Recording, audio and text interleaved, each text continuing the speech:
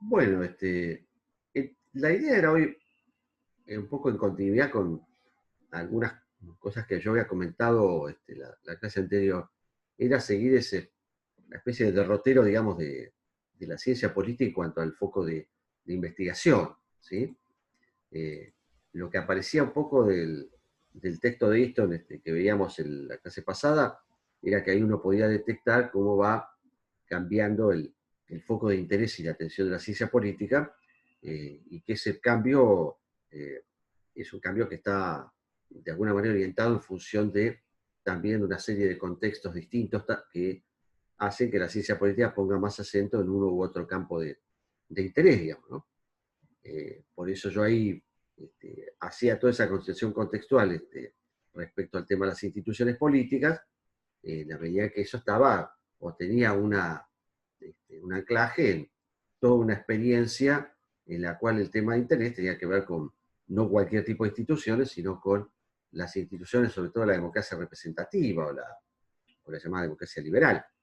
Y esto era en un contexto en final del siglo XIX y comienzo del siglo XX, marcado por grandes transformaciones en lo político y en lo social, y donde la necesidad de contar con instituciones sólidas aparecía como un prerequisito para poder de alguna manera gobernar o institucionalizar la conflictividad inevitable de cualquier proceso de cambio, digamos, ¿no? Como los que se daban en el mundo o en una parte de él en esa segunda parte del siglo XIX y comienzo del siglo XX, ¿no?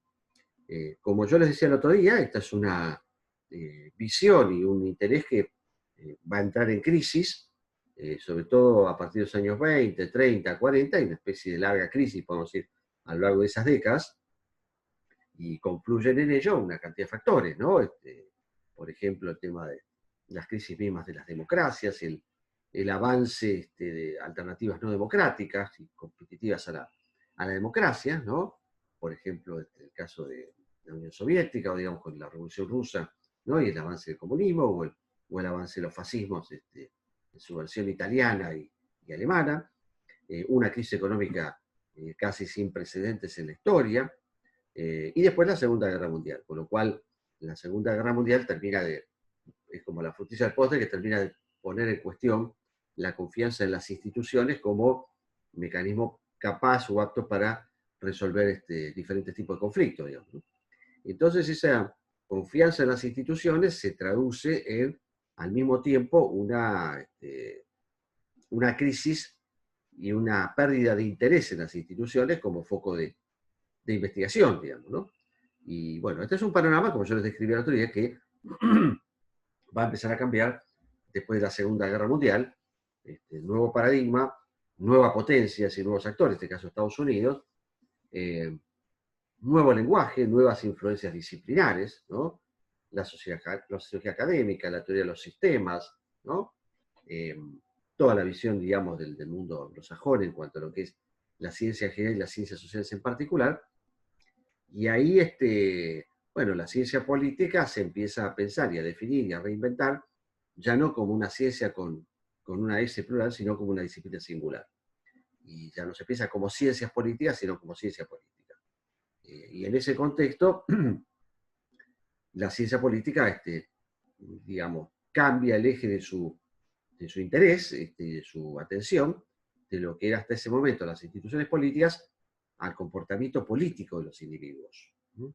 Por eso ahí se habla de behaviorismo, de comportamentalismo, de conductismo, como se plantea en algunos casos. Eh, y, digamos, lo que se encuentra como comunidad de investigación de carácter colectivo será el sistema político, que como veíamos acá, el sistema político representa o condensa una sumatoria, de alguna manera, de comportamientos individuales, resultado de los cuales emerge un producto final, que serán eso que Easton llamaba repartos revestido de autoridad, decisiones imperativas, etcétera, etcétera, ¿no? O asignación autoritativa de valores, como le llaman en otros textos, pero siempre haciendo un poco referencia a esta idea de que este es el producto final o la salida del sistema o el producto del sistema político como tal. Y en este marco, donde, como les decía el otro día, la ciencia política eh, procura autonomizarse de su matriz de origen, que era básicamente la impronta o la matriz jurídica, ese proceso de autonomización también involucraba la búsqueda de algún tipo de lenguaje que le permitiera cumplir ese objetivo. Y en ese contexto, la idea de Estado, que estaba muy, entre comillas, tomen esto entre comillas, contaminada por una impronta juridicista, es reemplazada como ámbito para reflexionar sobre la política por una noción como es la noción del sistema político, con todas las características con las cuales la habíamos descrito acá, que muy bien hace Easton en esa definición de diccionario. ¿No? Bueno, esto un poco, como yo les decía el otro día, marca un poco el recorrido de la ciencia política durante los años 50, 60, en buena medida los años 70, y opera, bueno, a partir de la década del 80, bueno, opera una especie de proceso de cambio que va a ser o va a dar lugar de alguna manera a una suerte de retorno de las instituciones, ¿no? Me refiero al retorno de las instituciones en el sentido metafórico y como metáfora para dar cuenta de el retorno a las instituciones como un foco de interés, un foco de atención. ¿Qué es lo que sucede entre mediados de los años 70 y principios de los 80, y bueno, buena medida también de los años 90? Bueno, hay algo que algunos autores denominan como la tercera oleada de la democracia, ¿no? O de la democratización. Bueno, pero a partir de los años 70, o en un periodo más o menos aproximado que va entre 1974 hasta 1995, se produce, bueno, un proceso en el cual hay una verdadera expansión de la democracia a una escala global, o a una parte significativa por lo menos, y que ese proceso involucra tres grandes áreas, ¿no? En una primera etapa, la primera parte de los años 70, esa democratización involucra tres países de manera principal: España, Portugal y Grecia. En los años 80, durante prácticamente toda la década del 80, esa democratización va a involucrar a América Latina, o una buena parte de ella por lo menos. Algunos van a llegar un poco más, de manera bastante más tardía, a esta oleada. Chile, Paraguay, mucho más tarde México, ¿sí? Y hay una tercera etapa, que esto tiene que ver con aquella famosa expresión de los cines negros, ¿no? Yo algo creo que se mencionó, o creo haber hecho mención en algún momento acá, donde se produce un hecho político no previsto o inesperado por lo menos para la mayor parte de los analistas, que es la transición democrática y económica que se va a dar en Europa del Este a partir de comienzos de la década del 90. ¿No? Esto tiene que ver con todo un proceso en el cual se da una suerte de derrumbe de los llamados socialismos reales, la desintegración de lo que era la vieja Unión Soviética en 1991, y el inicio de todo un proceso de transición en materia democrática, económica y territorial también en países de la llamada Europa del Este. Ese es un proceso incluso que se va a terminar como de consolidar al comienzo del siglo, de este siglo, y se corona poco con lo que es la incorporación de 12 países de esa vieja Europa del Este a la Unión Europea, digamos, ¿no? Si en 2004 hay una ampliación de lo que es la Unión Europea, de lo que eran sus 15 miembros a 27 en el 2004, 12 de ellos de la antigua Europa del Este. En el caso particular de Europa del Este, esa transición tiene algunos rasgos muy particulares. El primero, bueno, que supone transiciones en términos de cambio del régimen político, también supone cambios y transición en términos del régimen económico. La transición implica un cambio de economías planificadas a economías de mercado. Y en tercer lugar, también opera, por lo menos algunos países de Europa del Este, una suerte de transición o de mutación desde el punto de vista territorial, en la medida que, bueno, viejas unidades existentes hasta ese momento dan lugar a la aparición de otras nuevas, ¿no? De otras nuevas que estaban latentes y que eran producto de, en algunos casos, uniones forzosas, ¿no? Y ahí hay dos ejemplos que siempre se ponen como lo que es esta idea de esta transición territorial. Uno es un modelo de transición pacífica, que fue el caso de la vieja República Checoslovaca, que hoy son dos repúblicas, una es la República Checa y otra la República Eslovaquia. Y el otro es una salida que fue más bien violenta, y que incluso situaciones de guerra y de limpieza étnica entre comillas, que fue la guerra civil que dio lugar a la fragmentación y balcanización de lo que era la vieja Yugoslavia, ¿no? La vieja Yugoslavia era un estado que se había creado a partir de un conjunto de nacionalidades artificialmente unificadas bajo un liderazgo político que era el liderazgo de un señor que su nombre era Josep Broz, y era apodado como Tito, ¿no? Y donde el mariscal Tito había logrado articular bajo su liderazgo muy férreo a una serie de unidades que además tenían una cantidad de diferencias en lo nacional, en lo religioso y en lo lingüístico, y después de ahí surgen muchas de estas países que están en esa zona, como ser el caso de Eslovenia, Croacia, Serbia, Macedonia, Bosnia-Herzegovina, Montenegro, bueno, todo ese mosaico que ustedes tienen hoy ahí en esa zona de Europa de los Balcanes, formaba parte de una unidad que se llamaba la República Yugoslavia. Entonces, en este sentido, este hecho político, que fue un hecho político inesperado por la mayor parte de los analistas en su momento, tuvo lugar o dio lugar a través de tres cambios: el del régimen político, el del régimen, digamos, económico, el régimen social de acumulación, como diría un autor, José Nutt, y en términos territoriales, en algunos casos, con divorcios de terciopelo como el de la República Checa, o con una salida vía una guerra interna como la que se dio en la vieja Yugoslavia o la ex Yugoslavia. Bueno, ¿por qué hago toda esta referencia? Bueno, porque en este contexto hay un resurgimiento del interés por las instituciones políticas y por todos aquellos tipos diferentes de instituciones políticas. Léase el gobierno, los regímenes políticos, los partidos, los sistemas electorales, y digamos que en este contexto entonces emerge una especie de, podríamos llamar, nuevo institucionalismo, ¿sí? ¿Qué diferencia el nuevo institucionalismo de aquel viejo que veíamos a finales del siglo XIX y comienzo del siglo XX? En primer lugar, digamos, primero principal lugar, lo que diferencia aquel nuevo institucionalismo del viejo es que, bueno, si bien los dos tienen particular interés en el tema de las instituciones, el nuevo institucionalismo más bien tiende a incorporar una dimensión que podríamos llamar la dimensión real de la política, ¿sí? Y no solamente la dimensión formal. ¿Qué quiero decir con esto de la dimensión real y formal de la política? Bueno, como veíamos acá, el institucionalismo clásico, más bien lo que hacía era analizar a las instituciones políticas desde el punto de vista de lo que era podríamos decir, su base jurídico-institucional de organización.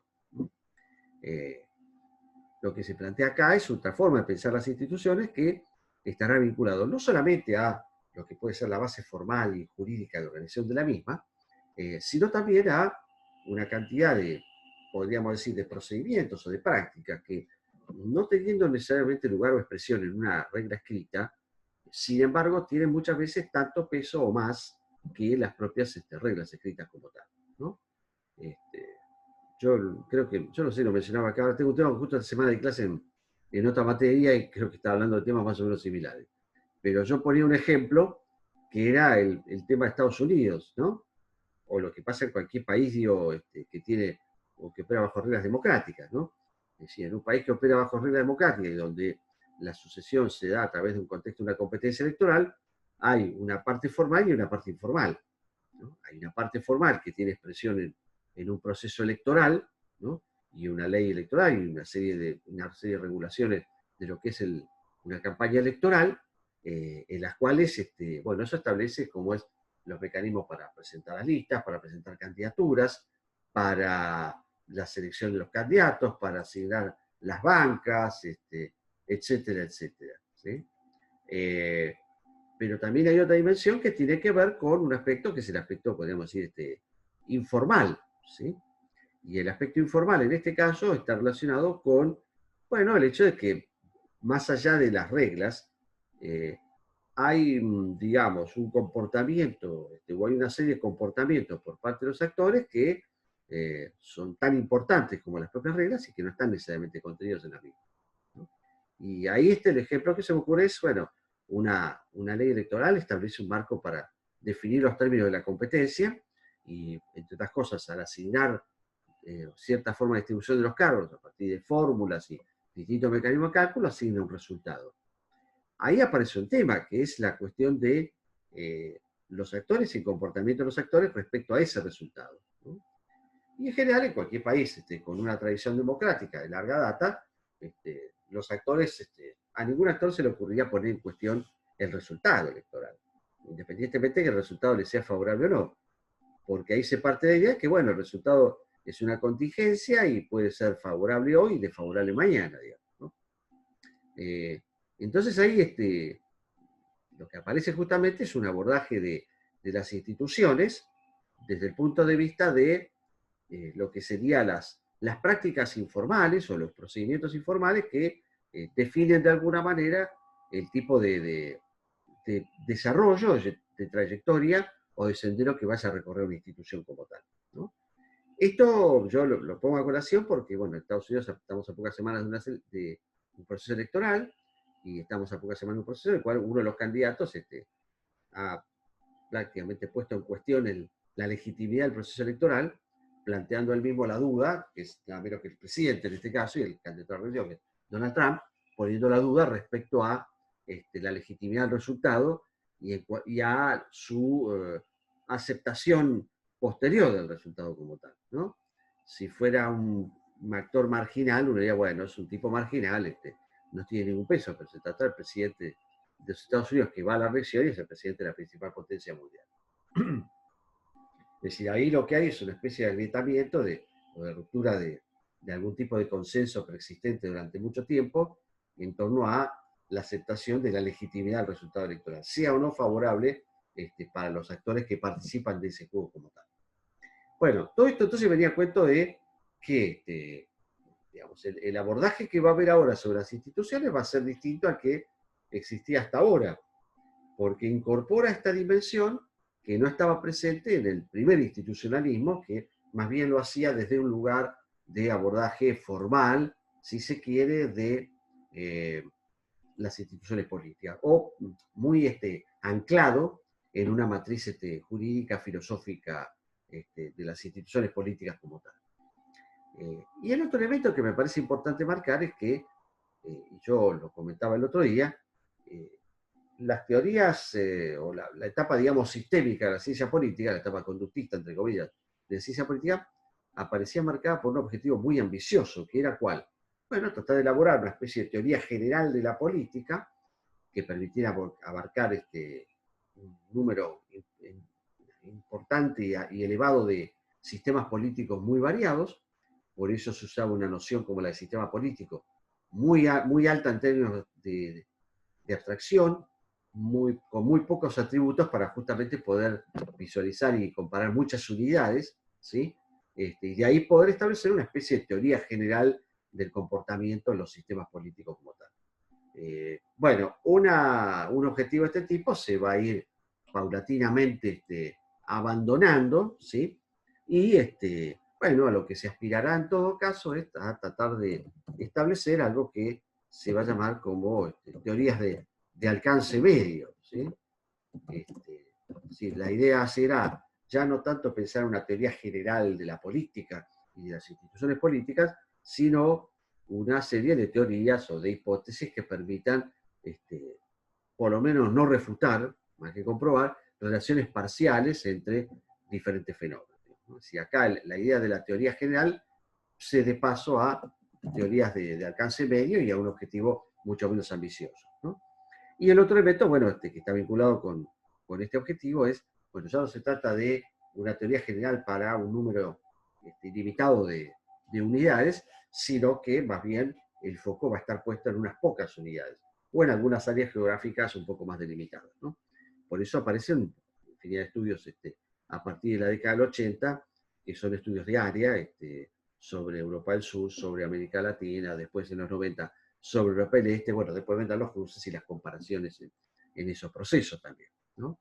Entonces ahí también aparece otro tema que es, bueno, ya no está la teoría general para abordar un número ilimitado de unidades, sino que son teorías de alcance medio que permitan establecer relaciones parciales, y en segundo lugar, ya no es la idea de poder abordar un número ilimitado de unidades, sino tener o trabajar sobre la base de áreas geográficas más delimitadas, digamos, ¿no? Y en consecuencia son un número de unidades un poco más acotado, ¿no? Ese es un aspecto también me parece importante para marcar. Y otro elemento importante para marcar, como marco de este texto que ustedes van a ver, es el tema de carácter, podríamos decir, transversal del interés sobre las instituciones. ¿Sí? ¿Qué quiero decir con esto? ¿Sí? El tema de las instituciones o el interés por las instituciones es un interés que no se limita únicamente a la ciencia política, sino que es un interés que está presente en diferentes disciplinas. ¿Sí? Estará presente cuando veamos el abordaje del institucionalismo en la ciencia política, pero bueno, también a la economía le interesará desde otra perspectiva, pero le va a interesar también el estudio sobre las instituciones, y también le interesará la sociología como un foco de interés particular, ¿no? Eh, Esto digo, lo destaco ¿por qué? Porque ustedes van a encontrar en el texto que aparecen tres variantes de institucionalismo, ¿sí? Ahí desaparece la variante del institucionalismo histórico, desaparece la variante del institucionalismo de elección racional y el institucionalismo llamado sociológico, la variante sociológica del institucionalismo. ¿Por qué hacen esa clasificación los autores o por qué lo plantean esos términos? Bueno, los autores plantean una clasificación de ese tipo, lo que es el nuevo institucionalismo, porque entienden que esa es la mejor manera de reflejar un interés o un retorno del interés por las instituciones políticas, que no es un interés meramente particular de la ciencia política, sino que es un interés que opera de manera transdisciplinar. Es decir, el Profe, interés por las instituciones. profe, eh, ¿puede volver a repetir? sí, Porque sí, se trabó mucho. sí, sí, déjame que termine la idea, porque si no si me cortás se me va la Dale, idea. disculpe. Sí. Decía entonces que el tema del interés transversal, entonces, o esta clasificación que ustedes van a encontrar, tiene que ver con la idea de que, bueno, la ciencia, digamos, el interés por las instituciones o el retorno del interés por las instituciones eh, no es un interés privativo de la ciencia política, sino que se da de manera transdisciplinar, se da de manera transversal. Entonces, lo que refleja el texto es justamente una clasificación en la cual hay diferentes variantes que expresan un interés que va más allá de los límites de la ciencia política. Entonces, a ver, en resumidas cuentas hay tres cuestiones que me parece importantes para marcar de esta nueva etapa del institucionalismo. La primera, el énfasis en la dimensión informal de la política y en consecuencia en la dimensión informal del abordaje de las instituciones.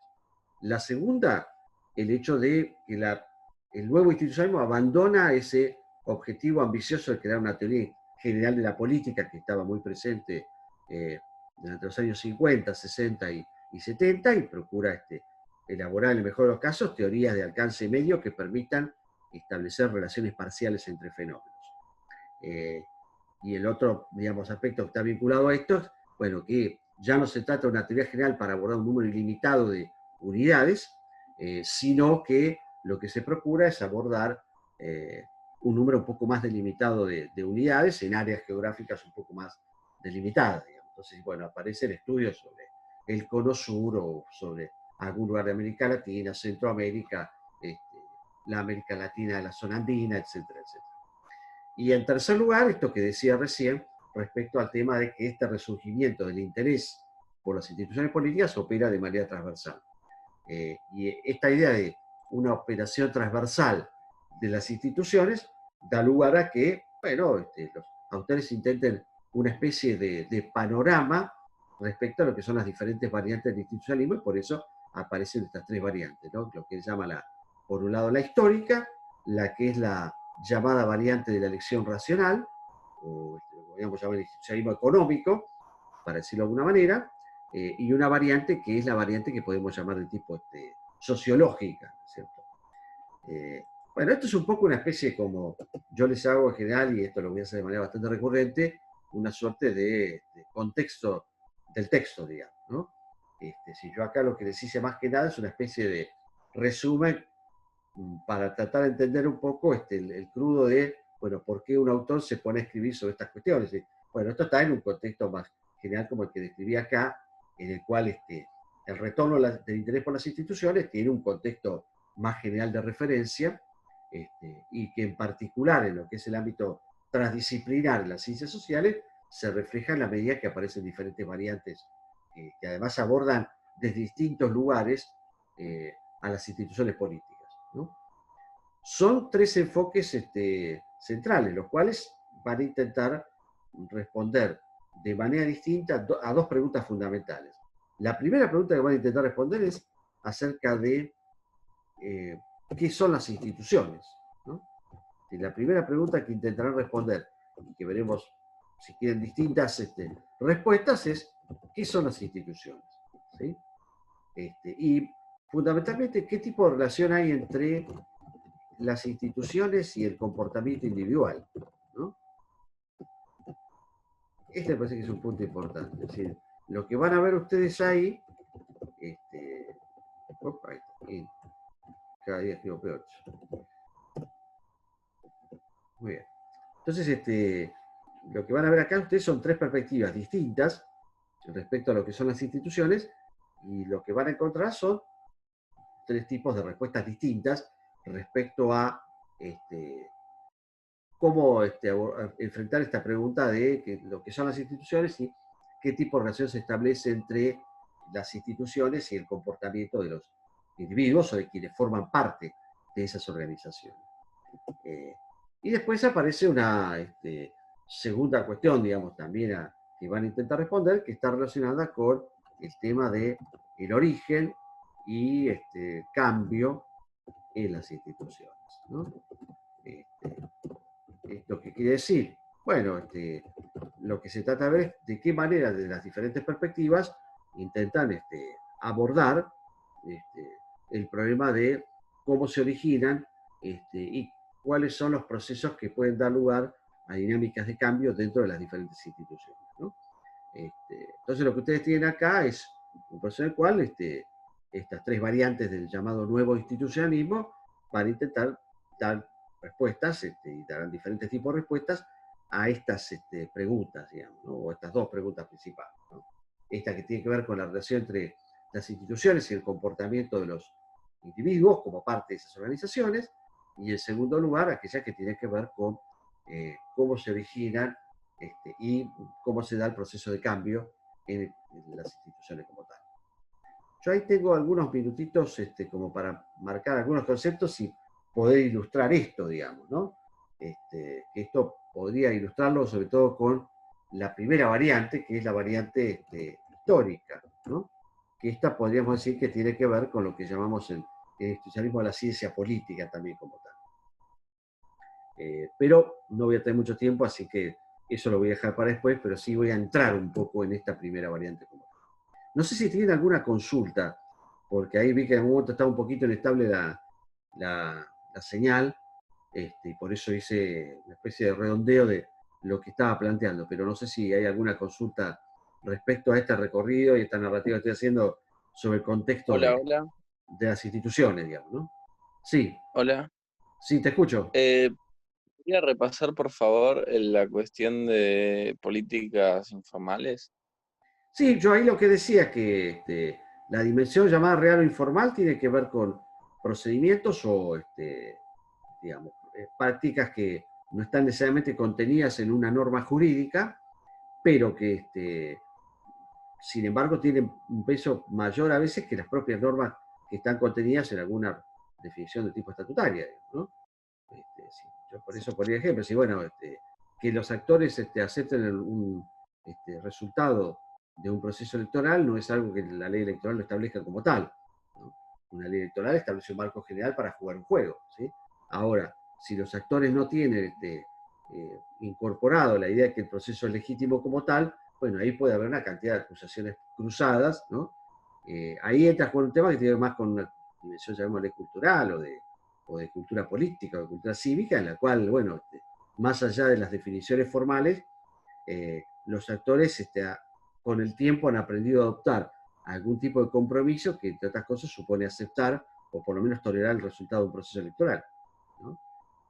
si había muchos ejemplos que uno podría poner, ¿no? Como para graficar esta idea de que, bueno, la política también se mueve en un terreno que tiene que ver con una serie de prácticas que van más allá de la cuestión meramente formal o la que puede aparecer en el basamento jurídico, ¿sí?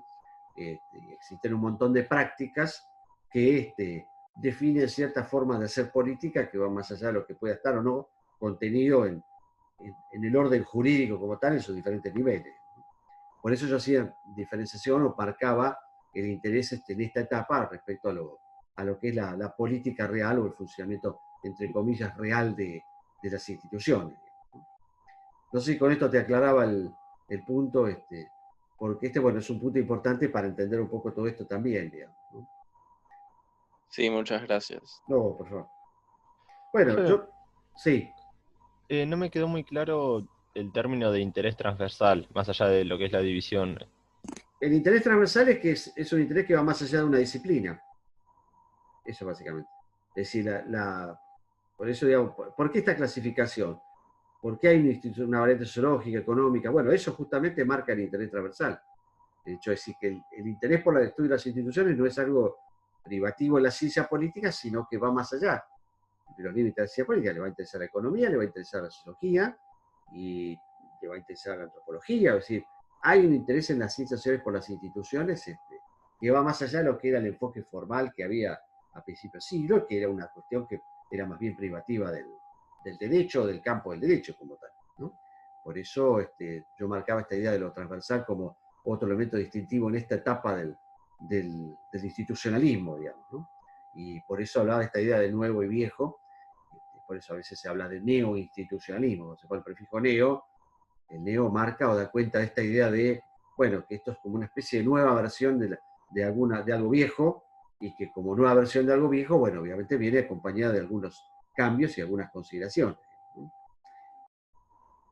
Bueno, como les decía entonces recién, ahí la idea es ver un poco el tema de la variante histórica. Yo acá tengo muy poquito tiempo, así que lo único que voy a mencionar ahora para meterme después es simplemente que la primera versión histórica, o lo que es el, entre comillas, institucionalismo politológico, reconoce ahí algunas influencias en su elaboración, ¿no? Que tienen que ver con teorías sociológicas, por ejemplo, las teorías de grupos, por ejemplo, todo lo que es el llamado estructural funcionalismo, ¿no? Básicamente, a ver qué influencias tienen el estructural funcionalismo y las teorías de grupos. Bueno, en el caso de las teorías de grupos, la influencia está a partir del hecho de que la teoría de grupos aporta un elemento central que tiene que ver con cualquier organización humana, que es la existencia del conflicto. Y el conflicto que tiene que ver con la disputa en torno a la distribución de bienes que son escasos, digamos, ¿no? Entonces, digo, de las teorías de grupos lo que va a tomar como consideración es básicamente el tema de la importancia del conflicto para entender la propia dinámica de las instituciones. Y en el caso del estructural funcionalismo, lo que va a tomar es fundamentalmente esa idea de pensar las instituciones como un conjunto integrado que tiene diferentes partes y que esas partes están caracterizadas por la interdependencia y por la integración como tal, ¿no? Bueno, estas teorías van a ser importantes a la hora de poder entender cómo funcionan las instituciones como tal, ¿no? Y tienen que ver con una influencia central en lo que es la variante histórica, digamos, de las instituciones, ¿no? Ahora voy a abundar un poquito más cuando volvamos con respecto a las características, qué son las instituciones, qué características tiene, pero lo voy a hacer ahora cuando